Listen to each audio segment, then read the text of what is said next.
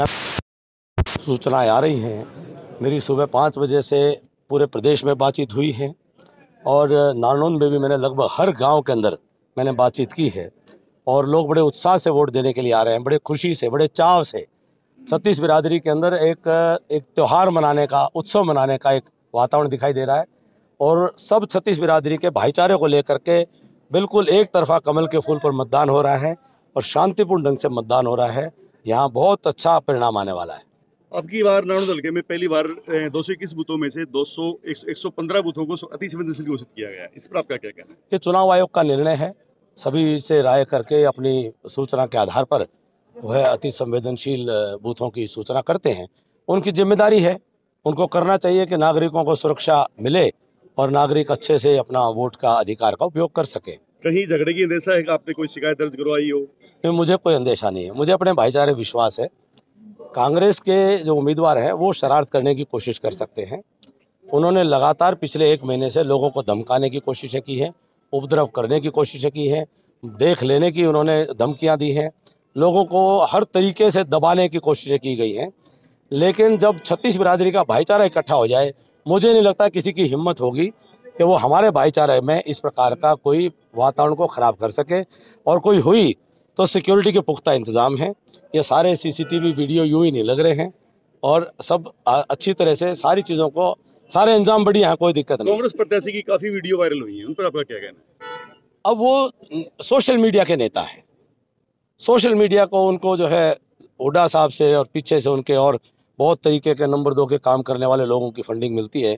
Social media पे अपना प्रचार करते रहते हैं और सारा नंबर 2 के काम करने वाले लोग यहाँ हमारे नारनौंद में सक्रिय करके और उन्होंने हमारे नौजवानों को बड़ा ख़राब करने की कोशिशें की है। रैली में एक युवक की मौत हो गई थी करंट लगने से, उसका पोस्टमार्टम भी नहीं हो पाया। बड़ा दुर्भाग्य की बात है। मतलब ये मेरे जीवन के अंदर एक हमेशा एक बड़ा दर्द का बिंदु रहेगा कि हमारा एक अजीज भाई वीर भान, वह कांग्रेस की रैली में करंट लग करके तड़प तड़प करके वहाँ मर गया और उसके ऊपर वहाँ एक शब्द भी अफसोस का, श्रद्धांजलि का नहीं निकला। कांग्रेस के नेताओं ने 1 मिनट के लिए मौन रखना मुनासिब नहीं समझा।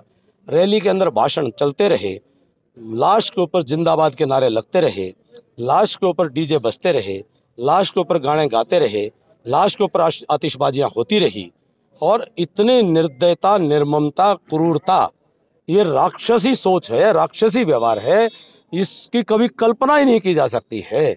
मतलब ये इतना दर्द का विषय है, कभी इसको भुलाया नहीं जा सकेगा। जी, कांग्रेस की एक नेत्री थी मंच पर, उसके साथ भी दुर्व्यवहार हुआ है। बहुत असभ्यता हुई है, बहुत असभ्य, एक बार नहीं हुई है। देखिए, यहाँ बहन बेटियों को किस प्रकार से बेइज्जत करने की कोशिश की गई है। कई गाँव के अंदर जो हमारी कार्यकर्ता बहनें प्रचार कर रही थी, उनको पकड़ पकड़ करके उनको धमकियाँ दी गई। एक गांव के अंदर बडाड़ा में बहन मंजीत है, उसको पकड़ थाने ले जाया गया, बहू है गांव की, और थाने ले गए। वो केवल प्रचार कर रही थी और उसका कोई दोष नहीं था।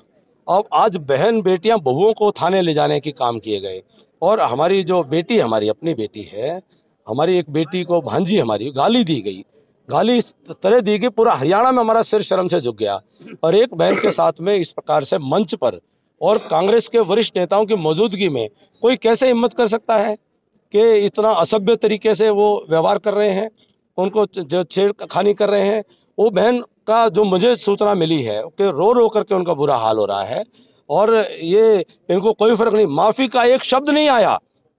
2-3 दिन हो गए हैं, गलती भी हो गई किसी से तो माफ़ी तो मांग सकता है आदमी, कोई शर्मिंदा तो हो सकता है, कोई शर्मसार तो हो सकता है, आखिर इंसान है, भाई है, बहन है। लेकिन ये इतने राक्षसी सोच के लोग हैं कि जिनको हमारा इलाका जो है वो पसंद नहीं करता। जी, कार्यकर्ताओं में कैसा जोश है, चुनाव कैसा चल रहा है? देखिए, छत्तीस बिरादरी का हमारा जो चुनाव है, ये नारनौंद की जनता ने अपना चुनाव मान लिया है। ये जनता का चुनाव है, जनता बड़े चाव से चुनाव को लड़ रही है और पूरा जोश है, पूरा उत्साह है। घर घर जहाँ जहाँ गया हूँ, आपने देखा होगा, गीत गाती हुई महिलाओं ने, छत्तीस बिरादरी की महिलाओं ने हमें स्वागत किया, आशीर्वाद दिया और गीत गाती हुई आज वोट डालने के लिए आ रही हैं। बहुत उत्साह, बहुत चाव है। बेरोजगारी एक बड़ा मुद्दा है, क्या कप्तान साहब आपके पास बेरोजगारी को दूर करने में कहीं पूरा जोर लगाऊंगा। अधिक से अधिक रोजगार के लिए हमारे इलाके के अंदर हमारे नौजवानों को ज़्यादा से ज़्यादा अवसर मिले। पूरा फोकस इसी चीज़ पे रहेगा, जैसे विकास पे रहा था, अब पूरा फोकस रोजगार पे ही लगाऊंगा। प्रदेश में किसकी सरकार बनने वाली है? प्रदेश में इसमें तय हो चुका है, भारतीय जनता पार्टी की सरकार बनने वाली है। 57 साल का इतिहास हरियाणा में, जिसकी जिसकी दिल्ली में सरकार बनती है। हरियाणा के बुजुर्गों ने हमेशा हरियाणा को डबल इंजन पे चलाया है। तो हरियाणा की जनता बड़ी समझदार है, डबल इंजन की सरकार चलेगी।